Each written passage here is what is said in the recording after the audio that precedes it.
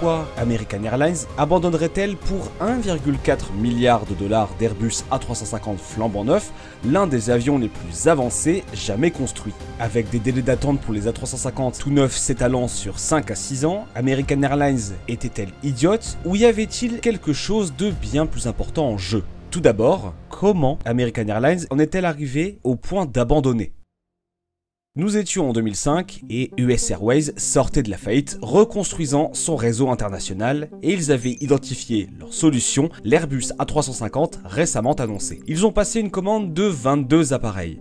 Stratégique, calculé, parfait pour leur vision. Ils ont choisi la variante 800 de l'A350. C'est important et on verra pourquoi sous peu. Mais avant cela, les choses ont commencé à se compliquer un peu. En 2013, American Airlines a fusionné avec US Airways, créant la plus grande compagnie aérienne au monde. Soudain, American se retrouve avec beaucoup de problèmes hérités, dont le carnet de commandes de US Airways. Puis, un an plus tard, fin 2014, Airbus a lâché une bombe.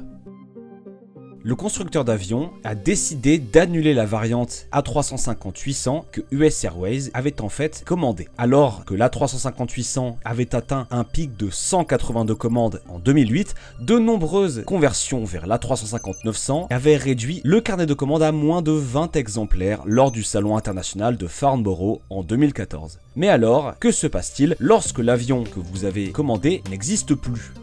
Airbus offre à American une solution simple, tout convertir vers le plus grand A350-900. Le problème, c'est que cela a fondamentalement changé les spécifications opérationnelles. L'A350-800 était conçu pour 270 passagers, parfait pour des routes à densité moyenne. L'A350-900, c'est 315 passagers en configuration de classe, une plus grande autonomie, des coûts plus élevés et un profil de mission complètement différent. C'est comme commander une petite voiture et qu'on vous annonce que vous allez recevoir un SUV moyen. Coût de carburant différent, exigences de stationnement différentes, tout est différent. American a hérité de la décision de quelqu'un d'autre.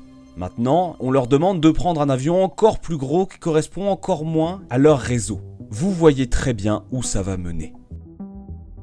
Avance rapide jusqu'au milieu des années 2010. Vasu Raja, alors vice-président d'American Airlines, s'assoit avec des cadres d'Airbus. Les Européens viennent préparer. Présentation, projection financière, ce que les initiés de l'industrie décrivent comme un accord incroyablement généreux. Ils sont confiants. Après tout, qui refuserait des avions de pointe à des conditions qui auraient été très attractives? Comme l'a rapporté Brian Summers dans The Airline Observer, Vasu Raja a prononcé les mots exacts qui sont devenus une légende de l'aviation. Vous vendez une super tondeuse à gazon. En fait, vous la donnez gratuitement.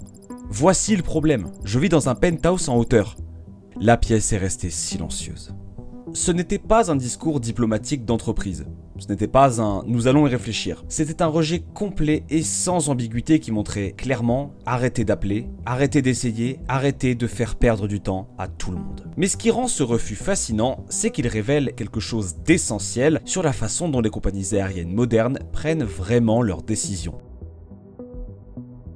Pour comprendre pourquoi le refus de Raja était aussi catégorique, il faut voir ce qu'American Airlines avait construit. Une forteresse wide-body entièrement Boeing.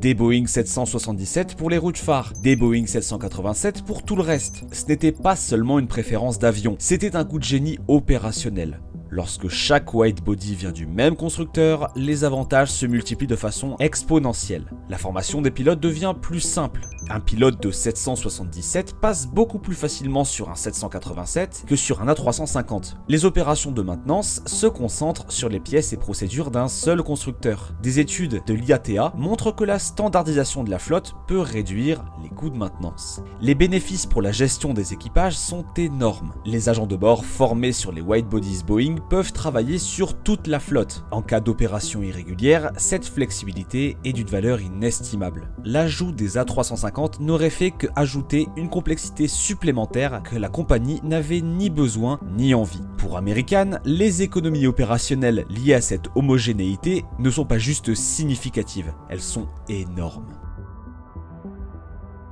Puis le Covid a frappé et tout a changé. Les compagnies aériennes ont perdu collectivement 175 milliards de dollars en 2020. American à elle seule a perdu 8,9 milliards. Dans cette nouvelle réalité, la commande de l'A350 est passée d'indésirable à activement nuisible. Recevoir l'avion signifiait une dépense de capital massive alors que American luttait pour sa survie. La réponse d'American? Redoubler d'efforts sur ce qui fonctionnait, maximiser l'efficacité Boeing, éliminer toute source de complexité. Mais pendant que American se retirait, ses concurrents ont fait des choix radicalement différents.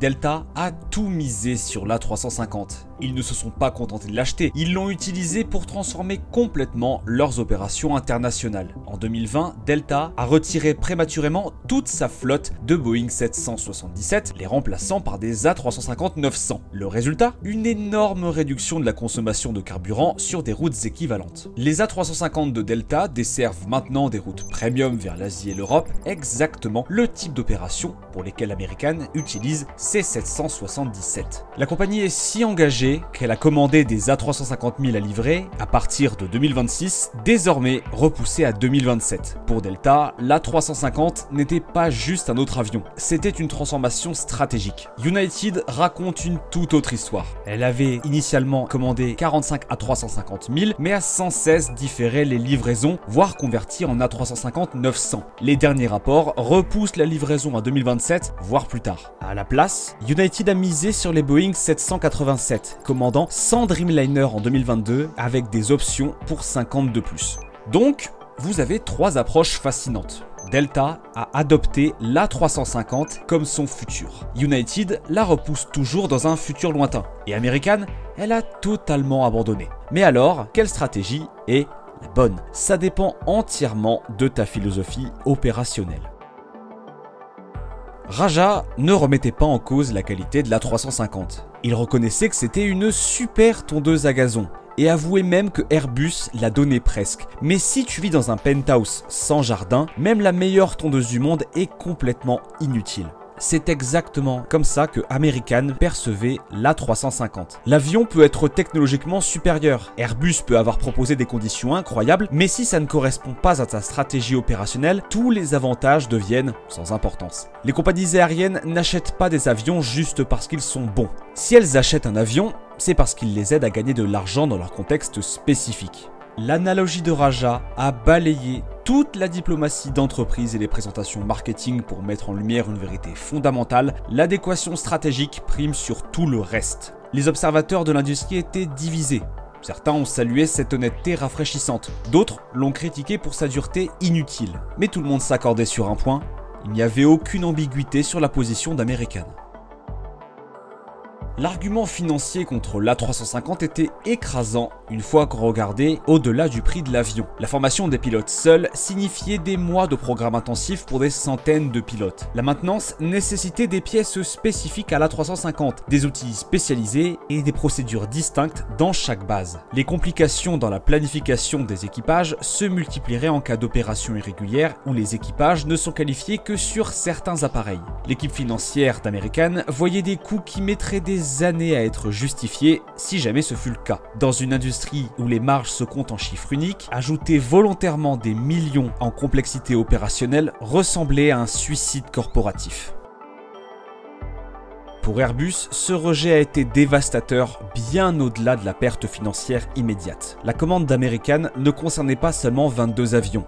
C'était une question de crédibilité sur le marché américain crucial. L'intégration d'American dans la famille des A350 aurait validé cet avion auprès des compagnies aériennes du monde entier. Les compagnies américaines sont surveillées à l'échelle mondiale. Lorsqu'American, Delta et United prennent des décisions sur leur flotte, les compagnies du monde entier y prêtent attention. Le refus d'American a envoyé un signal qui indique que même des conditions incroyablement attractives ne pouvaient compenser un décalage stratégique. Ce n'était pas seulement une vente perdue, c'était une occasion manquée de briser la domination de Boeing sur le marché américain des gros porteurs.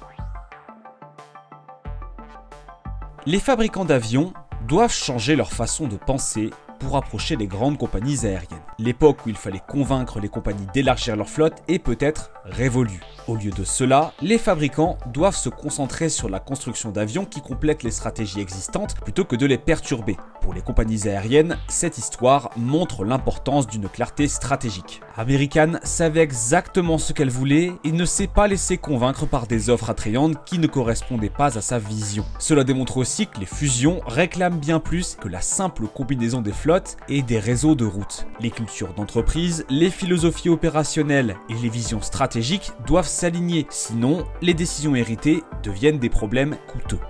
Maintenant, avant de partir, l'algorithme YouTube pense que vous allez aimer cette vidéo ensuite. Alors pourquoi ne pas aller la voir?